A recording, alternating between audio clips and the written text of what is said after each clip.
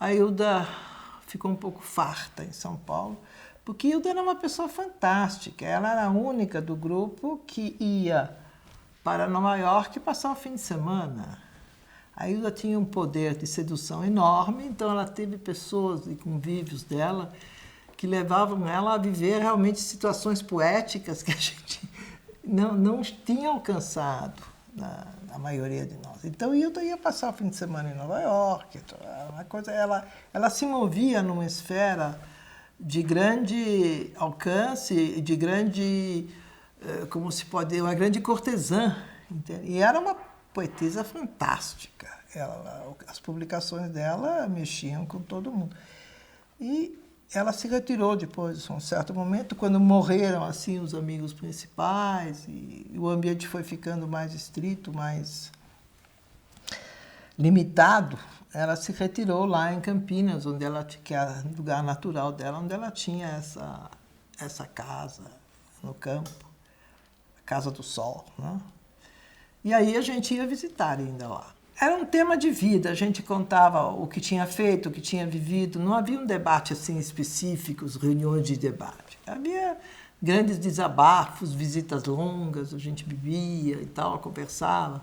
E os namorados de Hilda, os namorados de um, de outra, era muito uma situação vivencial, não era uma coisa organizada. Várias vezes eu cheguei, depois a gente ia para Campinas, um restaurante lá, e ficava conversando.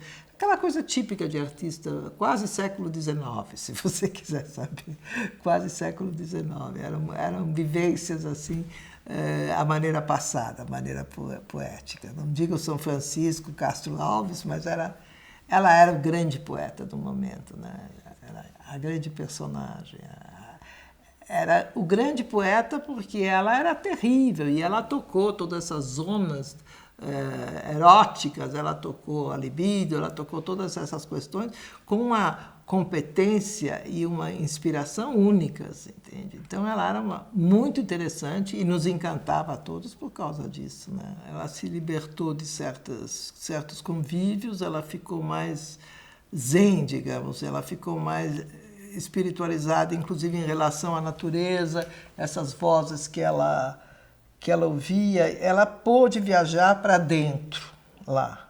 E aqui ela era muito uma artista glamour, né? Ela era uma poetisa glamour. A Hilda, a lembrança mais forte foi um passeio pela chácara, ao pôr do sol. Eu estava justamente nessa outra casa e ela veio me chamar e disse, não, vamos... E nós andamos nesse pôr do sol por toda aquela região. Realmente, ao entardecer, era uma hora linda que o sol se punha, l'heure esquisse. Andamos toda aquela região, vendo as luzes e falando com entes. Ela falava com entes, com vozes, eu ouvia essas vozes. Um diálogo na natureza com entidades, que eram as entidades correspondentes a essa liberdade dela, ao sonho dela, esse flutuar. Durou uma hora e meia, até que ficou noite. Aí os pirilampos, né? Era uma região muito selvagem, muito despoluída, apareciam os pirilampos, aí foi outra conversa dela. E é uma coisa que eu não